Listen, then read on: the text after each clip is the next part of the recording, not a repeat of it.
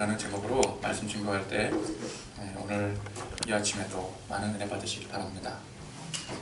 오늘 말씀 제목이 뭐라고요? 여리고성을 점령하다. 드디어 이스라엘 백성들이 여리고성을 이제 점령하게 된 것입니다. 자, 이거 얼마나 오래 질질 끌었습니까? 민수기 후반부부터 이제 본격적으로 가나안으로 진격해 들어가나 싶었더만 신명기를 거쳐 여호수아로 넘어왔음에도 불구하고 또 오늘 6장에 이르러서야 드디어 이 전쟁다운 전쟁을 이제 시작하게 되는 거예요. 자, 이스라엘의 역사적인 순간입니다. 40년, 무려 40년을 기다려왔던 여정이었습니다. 과업이었죠. 앞서 출애굽 1세대들은 이 가나안 정복에 실패하고 말았습니다.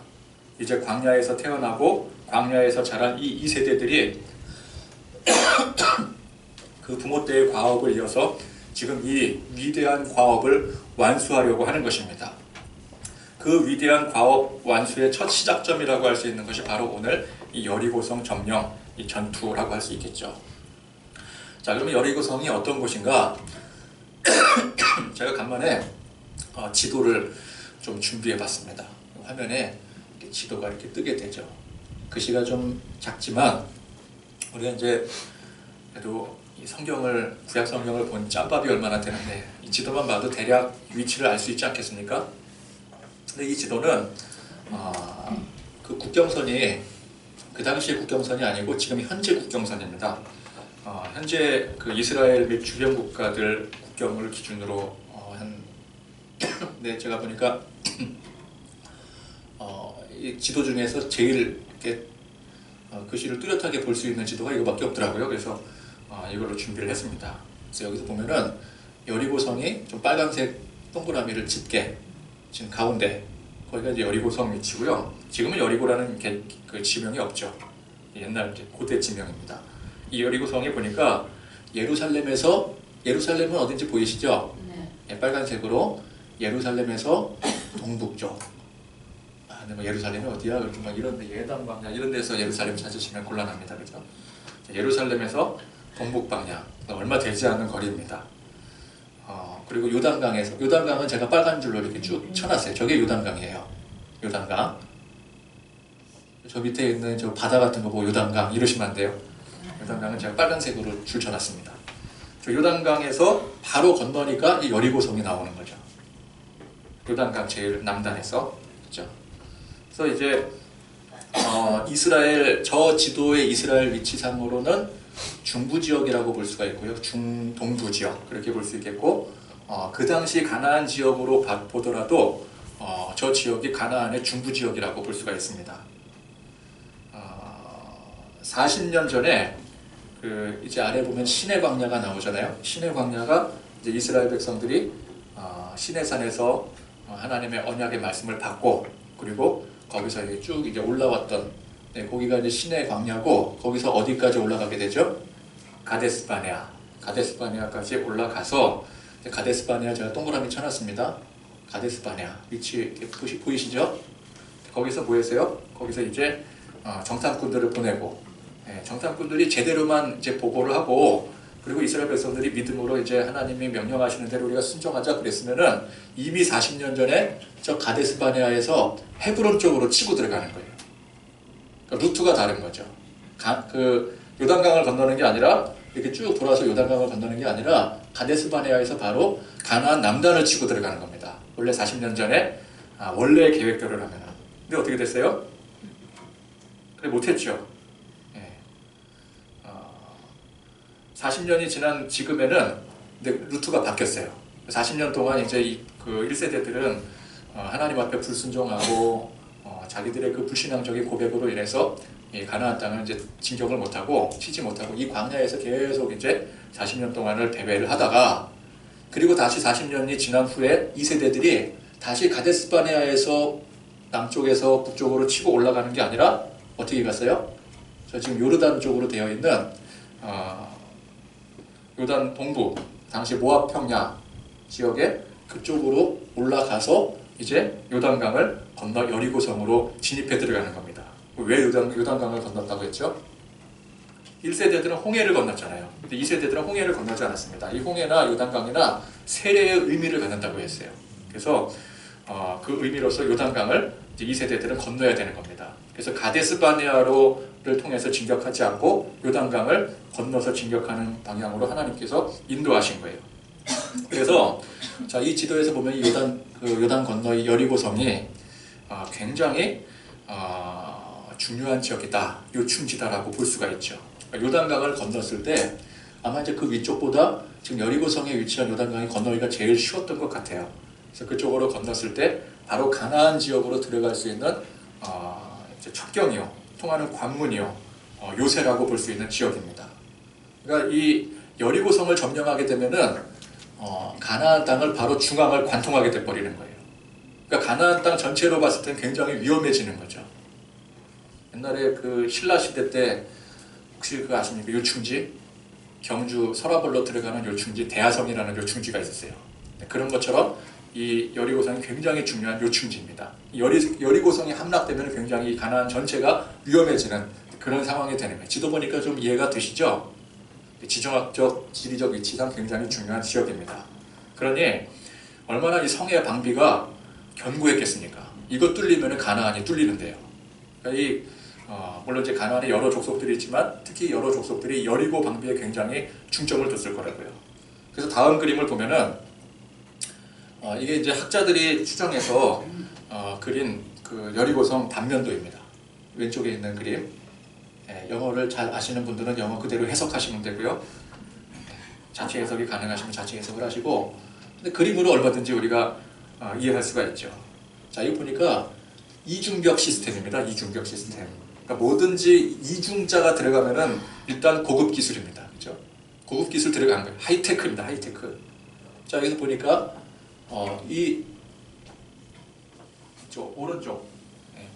오른쪽에 거기가 외벽이고 저 높은 쪽이 내벽입니다. 그러니까 외벽이 보니까 밑에 기단이 있고 그 위에 이제 벽이 쌓여져 있는데 그 기단의 두께가 가장 밑에 이제 두께가 보니까 1.83m, 대략 추정하면 2m 정도. 그러니까 보통 사람이 누운 것보다 더 두꺼운, 굉장한 거예요, 그죠? 그리고 높이가 몇 미터? 7m. 7m면은 한 3층 정도 될까요?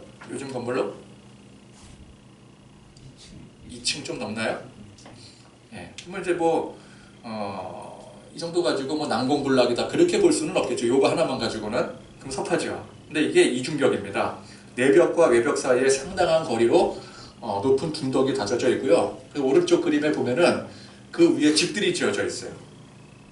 그러니까 말하자면은 성벽 위에 지어진 집입니다. 그래서 일전에 라합의 집이 성벽에 지어진 집이에요. 바로 저렇게. 그리고 내벽은 어때요? 내벽은 외벽보다 훨씬 견고합니다. 기단의 두께가 무려 3.6m가 되고 높이가 9m가 넘어요. 그러니까 그야말로 이 여리고성은 초롱성입니다. 우리가 이렇게 역사적인 저건 이제 근데 어떻게 직접적으로 고증은 할 수가 없어요. 여리고성이 완전히 없어졌기 때문에 직접적으로 고증은 할 수 없겠지만 그래도 학자들이 최대한 추정을 해서 저렇게 아마 저럴 것이다라고 그려놓은 거거든요. 근데 이제 실제로 남아있는 것 중에서는 만리장성 정도가 굉장히 견고한 성이다 그렇게 보겠지만 저걸 보시죠. 만리장성은 여기 잽도 안 되는 거예요. 그 오랜 옛날에 고대 시대, 그죠? 그러니까 그야말로 초롱성입니다. 이 성을 무너뜨리고 성 안쪽으로 진입해 들어간다라고 하는 것은 불가능한 일에 그 당시로서는 정말 불가능한 일이었어요. 이게 지금 터널을 뚫어야 되는 수준이거든요. 터널을 뚫지 않고는 어떻게 해야 돼요? 성을 기어 올라가서 그 위에서 싸워야 돼요. 그죠? 근데 올라가서 죽도록 싸우다가 이 성을 기어 올라가서 싸우는 것 자체가 쉬운 일이 아니잖아요. 그죠? 근데 그 위에서 죽도록 싸우다가 거기서 이기더라도 또 성벽을 다시 기어 올라가야 되는 상황이에요. 그러니까 전술적으로는 애초부터 이 요단강을 건너서 여리고성으로 진격하면 안 되는 겁니다. 이렇게 하면 안 되는 거예요.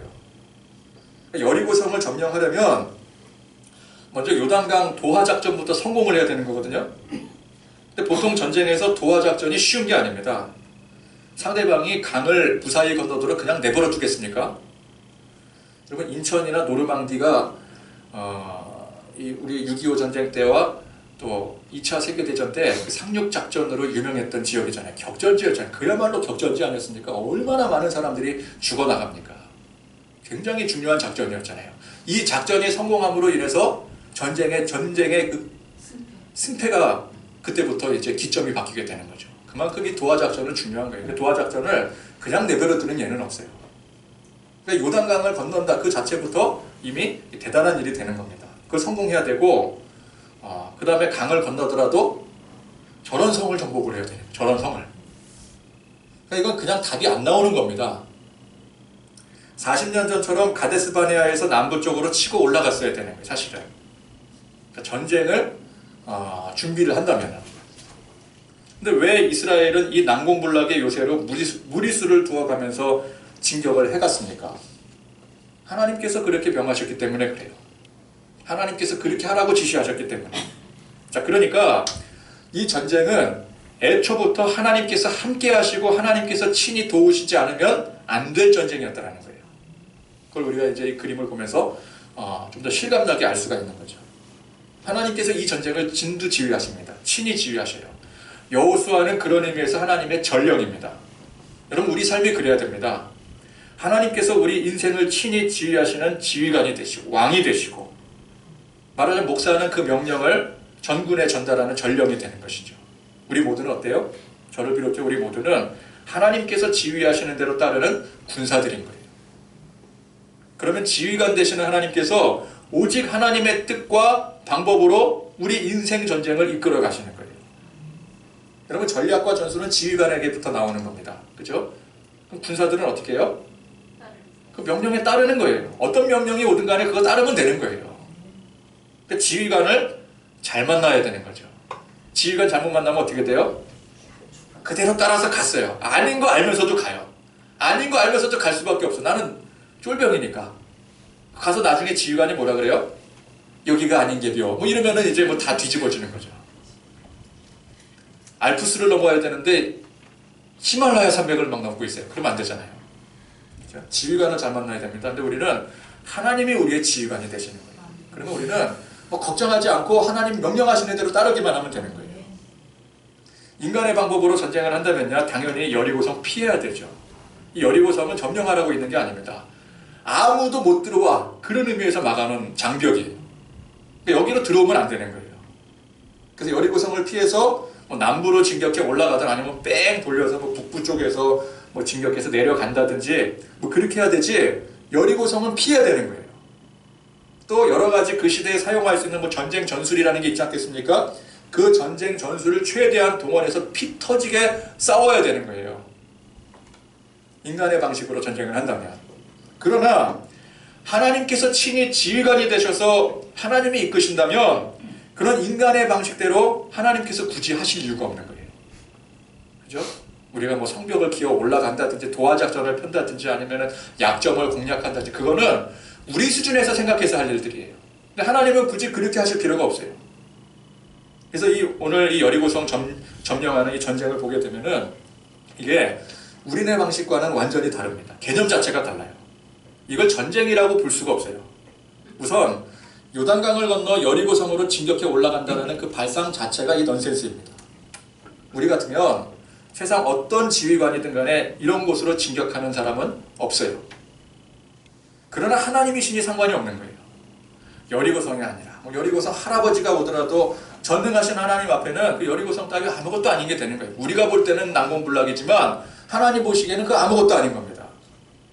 그죠? 잘 보십시오. 세상 사람들은 요단강을 만약에 건넌다 할지라도 요단강 어떻게 건너야 돼요? 배 타고 건너야 되겠죠. 도하작전 배 타고 하는 거 아니겠습니까? 상륙작전. 그죠? 배 타고 건너겠지만 하나님은 어떻게 하셨어요? 친히 강을 갈라버리셨어요. 상식을 넘어서는 수준이에요. 그리고 하나님은 여리고성 모든 사람들의 마음을 붙잡아 놓으셨습니다. 여리고성 사람들 남녀노소 누구나 할 것 없이 두려움에 떨고 있어요. 하나님께서 마음을 붙잡으신 거예요. 그러니 이 이스라엘 백성들이 마음껏 요단강을 건너도 이들이 꼼짝도 못하고 있는 거예요. 얼마나 두려웠던지 성경에 뭐라고 표현했습니까? 마음이 높고 정신을 잃을 정도라 그랬어요.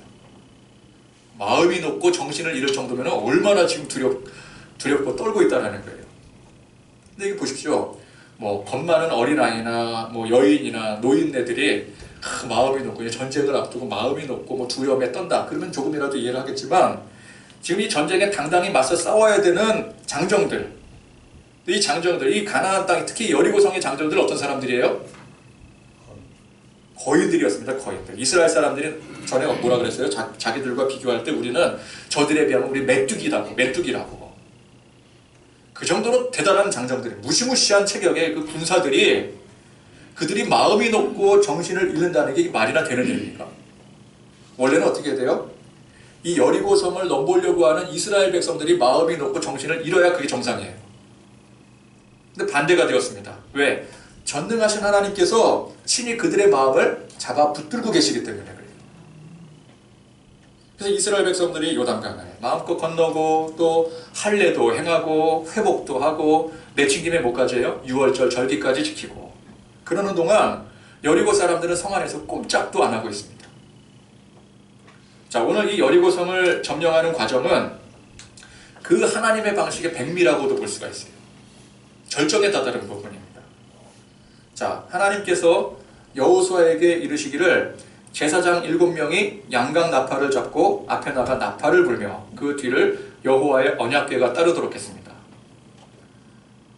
여러분, 이거는 전쟁의 선봉 역할을 제사장 7명과 언약궤에게 맡긴 거예요. 그럼 전쟁 아십니까? 전쟁은요, 세상 어느 전쟁에 이 선봉대가 역할이 제일 중요한 거예요. 선봉대가 나가서 전과를 세워야 전군의 사기가 올라가는 거거든요. 그래서 그 중요한 선봉대에 종교인을 내세우는 예는 없어요. 선봉대에 뭐 목사를 내세우거나 뭐 스님을 내세우고 신부님 내세우는 거 봤습니까? 어떤 사람들이 나가야 돼요? 예를 들어 우리 팀에 여포나 조자룡 같은 장수가 있어요. 그럼 그들을 내보내야 되는 거예요. 선봉대로. 선봉은 제일 강하고 빠르고 용맹한 아주 그런 선발대와 더불어서 이런 장수들이 선봉으로 나가서 기선을 먼저 제압을 해야 되는 거예요. 이 고대 전투에는 제일 중요한 게 이 기선 제압이거든요. 장수가 나가서 한번 기선을 제압해 놓으면 그 전쟁 끝난 거나 다름이 없어요. 여러분 삼국지 보십시오. 주군이 그래요. 야, 누가 나가서 이번 전쟁 나가 공을 세우겠느냐. 그러면은 이제 이럴 때 신관이 나서는 거 봤습니까? 여포, 조자룡, 관우, 허저 이런 장수들이 다 제가 나가서 공을 세우겠습니다. 그러고 나가는 거예요. 이런 관우 이야기 있잖아요. 관우가 화웅을 상대할 때 화웅이라는 무시무시한 장수가 있었어요. 관우가 자기가 나가겠다고. 근데 그때 이제 조조가 관우를 잘 몰랐거든요. 그래도 나간다고 하니까 그 기특해서 가상해서 한 잔 마시고 나가라고 따뜻한 술을 따라주네. 뭐라 그래요, 관우가? 이 술이 식기 전에 돌아오겠소이다. 그러더니 탁 나가서 바로 화웅의 목을 베고 돌아왔더니 그 따뜻한 그 술이 식지가 않은 거예요. 식지 않은 술을 마셨다. 굉장히 유명한 장면이잖아요. 그죠? 이 전쟁이 이게 중요한 거거든요. 근데 제사장 7명이 양각 나팔을 불며 언약궤와 함께 선봉에 나서니 이게 전쟁입니까? 그리고 양각 나팔이라는 게 이 양각 나팔은 양의 뿔로 만들어진 나팔입니다. 이건 전쟁 때 쓰는 나팔이 아니래요. 전쟁 때 쓰는 나팔은 은나팔이랍니다. 그럼 이 양각 나팔, 요벨이라고 불리는 이 양의 뿔로 만들어진 나팔은 용도가 뭐냐? 회중들을 불러 모으거나 혹은 어떤 사람의 출현을 알리기 위한 경우거나 희년이 돌아왔을 때 그걸 알리기 위한 경우로 쓰이는 나팔이에요. 그러니까 찬송가의 가사처럼 하나님의 나팔 소리입니다. 하나님의 나팔 소리. 그러니까 하나님의 신호라는 거예요. 그리고 무장한 군인들이 제사장 앞뒤로 호위를 하면서 진행을 하는데, 자, 이들의 역할은 전투가 아닙니다. 전투 병력인데 전투는 안 하고 그냥 행진을 하는 거예요. 나팔 소리에 맞춰서. 좀 있으면 국군의 날, 요즘 국군의 날 있습니까? 네. 빨간 날이 아니면은 우리는 그 날을 기억을 못해요. 옛날에는 빨간 날, 국군의 날, 쉬는 날이었잖아요. 이게 무슨 국군의 날 기념식입니까? 근데 사실 이 행진이 하나님의 승리에 대한 기념식인 셈인 거죠. 그리고 백성들이 이제 그렇게 제사장들과 하나님의 언약궤와 함께 성을 한 바퀴를 돌게 했어요. 이때 아무 소리도 내지 말라고 했습니다. 이것도 원래 전쟁은 어떻게 해야 돼요? 침묵하면서 하는 거 봤습니까? 고래고래 막 소리를 지르면서 막 함성을 지르면서 그렇게 전쟁을 해야 되는 거예요. 왜? 고함을 지를 때 우리의 두려움이 사라지게 되거든요. 상대를 제압해야 돼. 소리로 제압해야 되거든요. 여러분, 대포나 이 총 같은 거에 왜 굳이 전쟁에서 이 소음에 신경 안 쓰는 줄 아십니까? 소리가 우렁차야지 이게 또 상대가 그 겁을 먹거든요. 그러니까 고함 지르면서 시끄럽게 하니 세상 시끄러운 게 전쟁입니다. 근데 뭐라 그래요? 너희들은 외치지 말며 음성을 들리게 하지 말라. 저는 여기서 이 찬양이 생각이 나요. 너희는 가만히 있어 주가 하나님됨을 알지어다. 찬양 한번 해볼까요? 너희는 가만히 있어 주가 하나님됨 알지어다. 자, 우리 이 찬양에서 힌트를 얻을 수가 있어요. 야, 이게 우리는 그냥 가만히 있으라는 소리예요. 주가 하나님됨을 알지어다. 그런데 이게 전쟁으로 볼 때는 참 기괴한 장면 아닙니까? 굉장히 기괴한 장면. 이런 전쟁이 어디 있어요? 여러분, 성 위에 그 여리고성 사람들이 그 간담이 높고 마음이 높고 막 그 두려움에 떨면서 저 이스라엘 백성들이 어떻게 우리를 침공하나, 그리고 막 이제 두려운 마음으로 맞이하고 있지 않겠습니까? 그죠? 근데 진격해 들어온 그 이스라엘 군사들이 앞에 제사장들이 세워져 있는 거예요. 좀 뭐 하는 거지? 왜 저러지? 그 뒤에 무슨 괴짝을 메고 오고 있네요? 그랬더니 뭐 양강나팔을 불면서 저거는 우리가 아무리 보더라도 전쟁 때 쓰는 나팔이 아닌데? 소리가 다른데? 백성들이 아무 소리도 안 하고 성을 그냥 한 바퀴 돌더니만 다시 진영으로 돌아가 버리는 거예요. 이게 얼마나 기괴한 장면입니까? 그죠? 그러니까 원래 공포에 떨었던 이 여리고 사람들이 그 장면을 보고 더 공포에 떨었을 것 같아요. 저 도대체 무슨 꿍꿍이냐? 아무리 이게 분석하려고 해도 분석이 나오지를 않아요. 해석이 안 되는 거예요. 그렇게 매일같이 찾아와서 양강나팔을 불고 한 바퀴씩 돌기를 6일 동안을 그렇게 하더라는 겁니다. 자, 그리고 7일째 여전히 이 백성들이 나와서 한 바퀴를 돌아요. 근데 이제 위에서 쳐다보고 있던 이 여리고성 사람들도 이제 매일매일 그러다 보니까 오늘도 돌아가겠지 그랬는데 그날 안 돌아가는 거예요. 그리고 몇 바퀴를 돌아요? 아니, 6바퀴. 그렇게 똑같이는 6바퀴를 그대로 돌아요. 아니, 저들이 오늘은 또 무슨 변수가 있는 거야? 그리고 6바퀴째 돌고 7바퀴째는 제사장의 나팔 신호로 백성들이 일제히 함성을 외치는, 그때서야 함성을 외치는 거예요. 그 순간 천지를 진동하는 굉음과 함께 여리고성이 무너져 내리고 말았더라는 것입니다.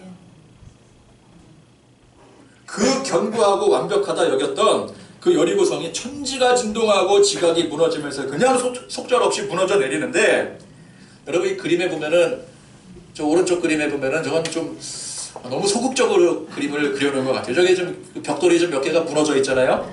저 정도로 무너졌겠습니까? 하나님이 무너뜨리시는데 저 정도가 아니라 그냥 그야말로 폭삭 무너지는 거예요. 폭삭 무너지는 거예요. 리히터 규모 10.0 이상의 그야말로 대지진이 일어난 거예요. 자, 이스라엘 군사들이 무너진 성벽 안으로 물밀듯이 진격해 들어갑니다. 생명이란 생명은 닥치는 대로 다 죽이고 불태워버렸어요. 그야말로 아비규환, 대학살극이 진행이 된 거예요. 이 전쟁이 그런 전쟁이에요. 여리고성은 완전히 불타고 무너지고 불탔습니다. 무너지고 남은 것까지 다 불태워버렸어요. 그냥 폐허가 된 정도가 아니라 아예 흔적도 없이 사라지고 말아버렸어요. 남은 것은 완전히 불탔고 살아있는 생명은 모두 죽어버렸습니다. 단 한 식구 빼고. 누구요? 라합. 약속했잖아요. 그렇죠? 라합 빼고. 자, 26절에 보니까, 뒤에 26절에 보니까 여호수아가 그때 맹세하게 하여 이르되 누구든지 일어나서 이 여리고성을 건축하는 자는 여호와 앞에서 저주를 받을 것이라. 그 기초를 쌓을 때 그의 맏아들을 잃을 것이요 그 문을 세울 때에 그의 막내 아들을 잃으리라 하였더라. 그러니까 하나님께서 이 여리고성을 무너뜨리시는데 철저하게 무너뜨리신 거예요. 아예 씨도 남기지 않고 흔적도 남기지 않고, 나중에 혹시라도 누가 그 흔적을 세울까 그것까지도 하나님께서 명하신 거예요. 그걸 조금이라도 누구라도 이 여리고성을 다시 세우려고 하는 자는 내가 없애버리겠다. 맏아들을 잃게 할 것이다. 하겠다. 그러니까 완전히 이 여리고성을 지워버린 거예요. 역사 속에 지워버린 거예요. 자, 이렇게 이스라엘이 여리고성을 점령을 했습니다. 이제 본격적인 가나안 정복 전쟁이 시작이 된 거예요. 자, 오늘 제목이 뭐라고요? 여리고성을 점령하다. 점령했잖아요. 그러므로 오늘 설교는 여기서 끝. 치면 좋겠지만 아직 시간이 좀 남은 관계로 지금까지는 이 성의 정복 과정, 경과만을 설명해 드린 겁니다. 제가 학교 다닐 때 레포트를 얼마나 써서 냈는지 역사학과 나왔거든요. 역사에 관한 레포트를 아주 질리도록 써냈습니다. 갑자기 그때 생각이 나는 거예요. 근데 레포트를 쓰거나 시험을 보거나 경과, 발단, 경과, 과정 이거는 사실 그리 중요하지 않아요. 이건 누구나 다 아는 사실이에요. 중요한 건 뭐예요? 의의가 중요해요. 의의. 오늘 이 여리고성 정복 과정도 역사의 한 페이지 아니겠습니까? 발단, 이스라엘이 하나님의 명령으로 출애굽하여 가나안을 정복하기로 하였더라. 경과, 광야에서 40년간 헤맨 끝에 1세대들은 다 죽고 2세대들이 그 뒤를 이었다. 결말 뭐예요? 요단강을 건너 요상한 방식으로, 이건 정말 요상한 방식이에요.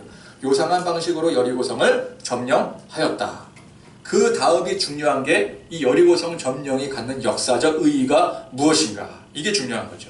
시험 문제도 여리고성의 정복 과정을 쓰시오 이렇게 나오지 않습니다. 여리고성 정복의 역사적 의의를 서술하시오. 항상 그렇게 나오는 거예요. 레포트도 그렇게 써서 냈거든요. 자, 그래서 이 여리고성 정복의 의의를 더도 말고 두 가지로 요약을 한다면, 먼저 첫 번째, 이 정복 전쟁은 철저히 믿음으로 이루어진 전쟁이라는 거예요. 제일 중요한 의의입니다. 이게 믿음으로 이루어진 전쟁이었더라.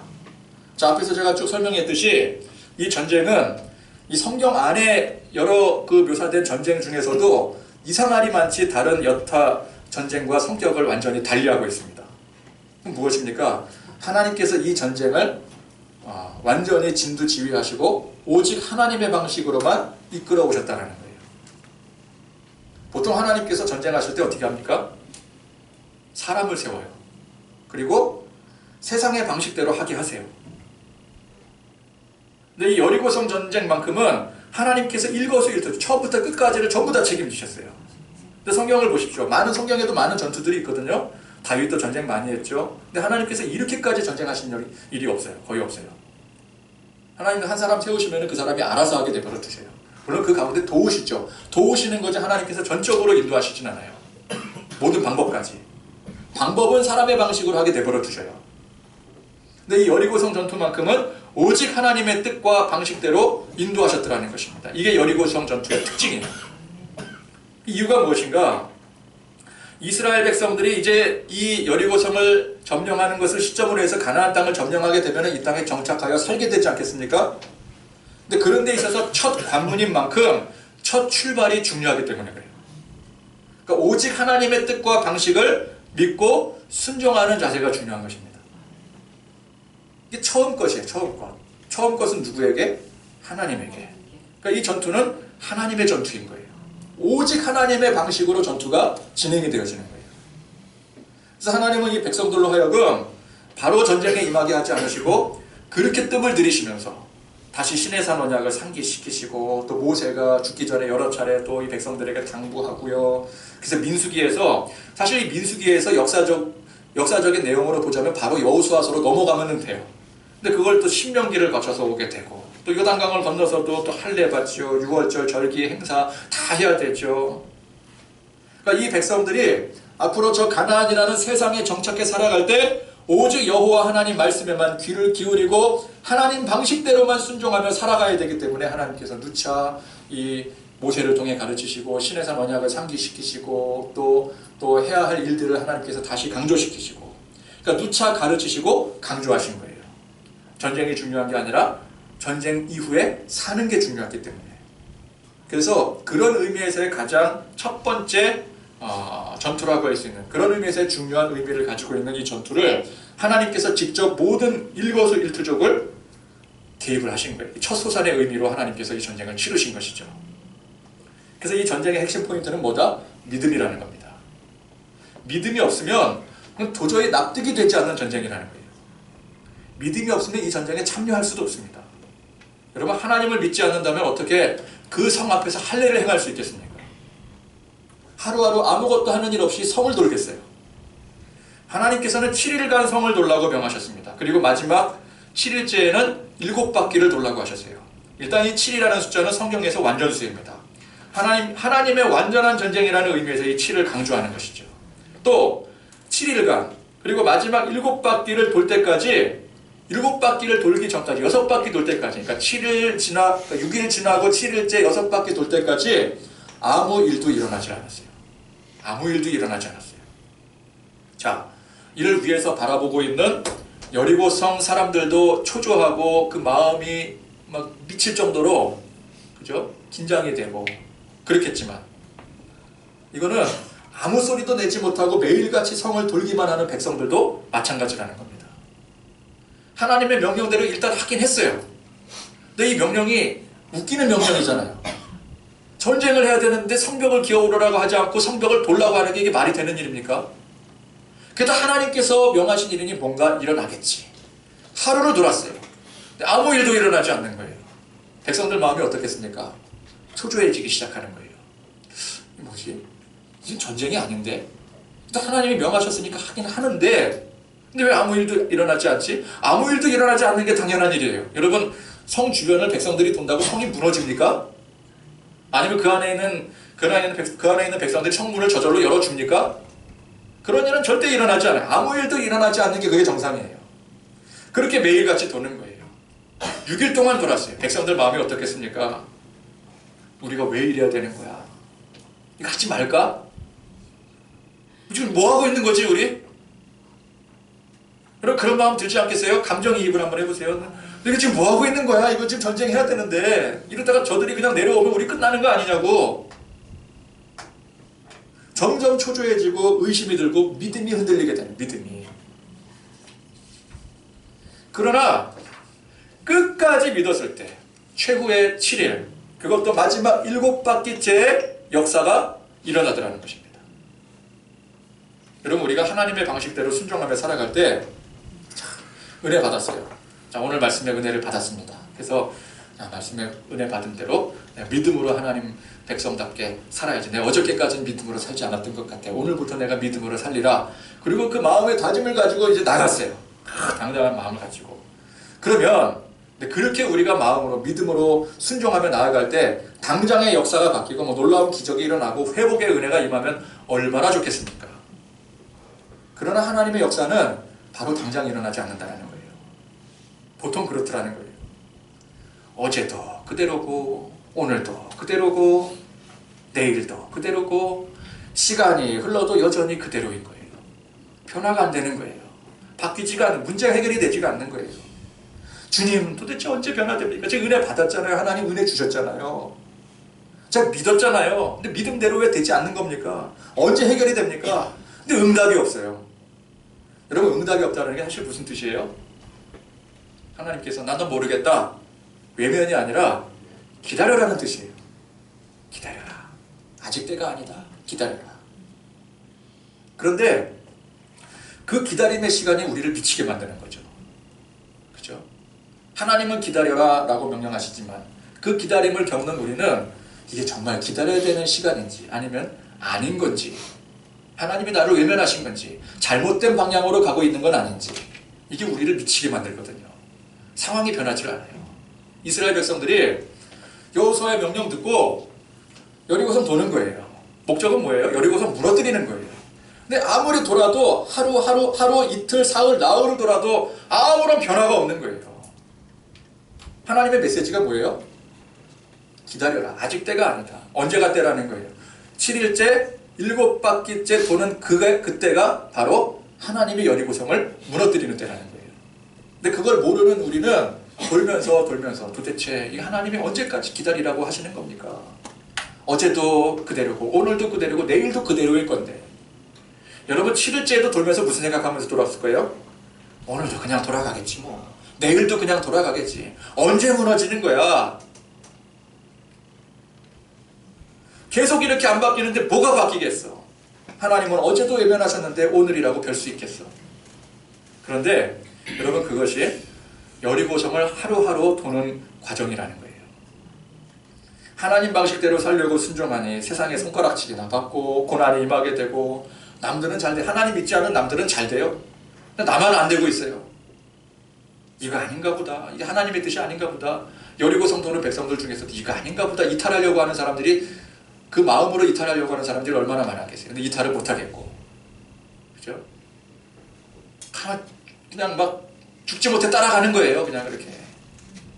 여러분, 교회에서 이렇게 우리가 믿음으로 삽시다, 그리고 막 순종합시다, 그러고 나아갈 때 성도들 전부가 다 믿음으로 순종하며 나가는 게 아니잖아요.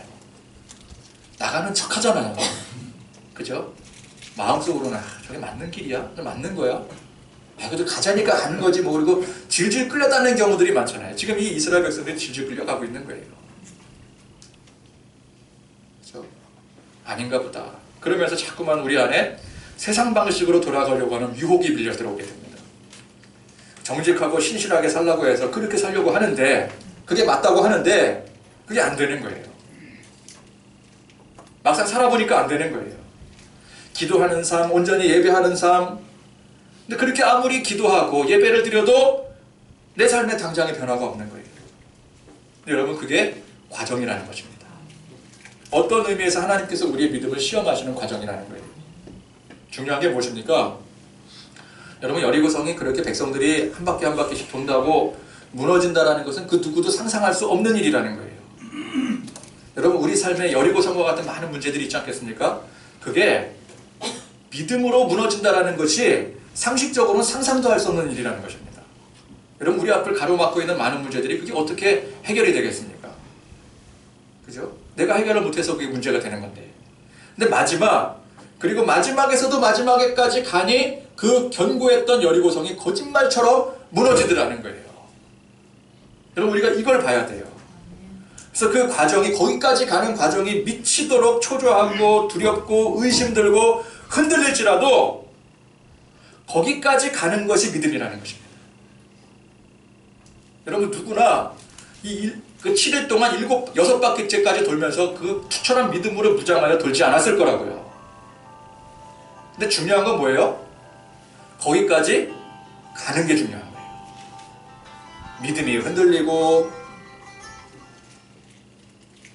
장모님께 끊으신 거 보니까 하나님께 전화 온 건 아닌 것 같아요.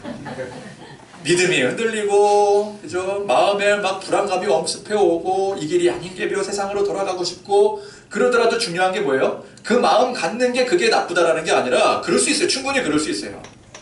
그래서 세상으로 돌아가게 되고, 세상 방식으로 나아가게 되고, 그런 것이 아니라, 그럼에도 불구하고 끝까지 그 결과까지 간 게 그게 중요한 거예요. 이 백성들이 그래도 이탈 없이 끝까지 돌았다라는 거, 그게 중요한 거라는 거예요. 그게 믿음이라는 것입니다. 여리고성이 끝내 무너지는 것을 경험하는 것이, 그것이 믿음의 종착역인 줄 믿으시기 바랍니다. 우리 성도의 삶이 영적 전쟁의 삶입니다. 이게 안 그러면 좋겠는데, 이건 뭐 제가 정한 것도 아니고 세상이 원래 그래요. 그래서 교회를 다른 말로 뭐라고 합니까? 전투적 교회라고 해요. 우리 성도의 삶이 영적 전투의 현장에 나가 전쟁을 하는 군사들의 삶이에요. 이 영적 전투의 현장 속에서 우리는 항상 믿음으로 하나님이 우리를 이끄신다. 믿음은 보이지 않는 것의 실체요 증거라고 했습니다. 당장 우리 눈에 보이지 않는 거예요. 실체로 우리 손에 붙잡을 수 있었으면 좋겠지만 믿음은 그런 게 아니에요. 당장은 그런 게 아니에요. 세상의 상식을 벗어나는 일이고, 우리가 예측하고 계산했던 모든 것을 전부 벗어나는 일이 믿음의 행위입니다. 그래서 그 믿음대로 이루어지기 전까지는 우리는 애가 타고 의심이 들고 흔들릴 수밖에 없는 거예요. 그럼에도 불구하고 중요한 건 뭐예요? 결국 믿음이 승리하더라는 것입니다. 이 진리가 오늘 이 여리고성이 기적적으로 무너진 이 역사 가운데 오늘 우리의 신앙으로 고백되어지기를 간절히 축원드립니다. 제가 이제 몇 가지 얘기한다고 그랬어요? 2가지. 두 번째 의, 철저히 진멸하라 라는 의인데 시간이 많이 갔잖아요. 그래서 시간 관계상 이 부분은 다음 주에 이어서 말씀을 증거하도록 하겠습니다. 자, 오늘 말씀의 우리의 의미를 생각하시면서 우리 찬양, 전능하신 나의 주 하나님, 우리 찬양 부르시겠는데, 제가 둘째 의까지 하는 줄 알고 깜짝 놀라셨죠? 자, 저는 오늘 이 말씀을 이렇게 쭉 보면서 오늘 이 찬양 이 뭐예요? 이제 베드로가 그물 던지는 그 장면 아니겠습니까? 이 장면과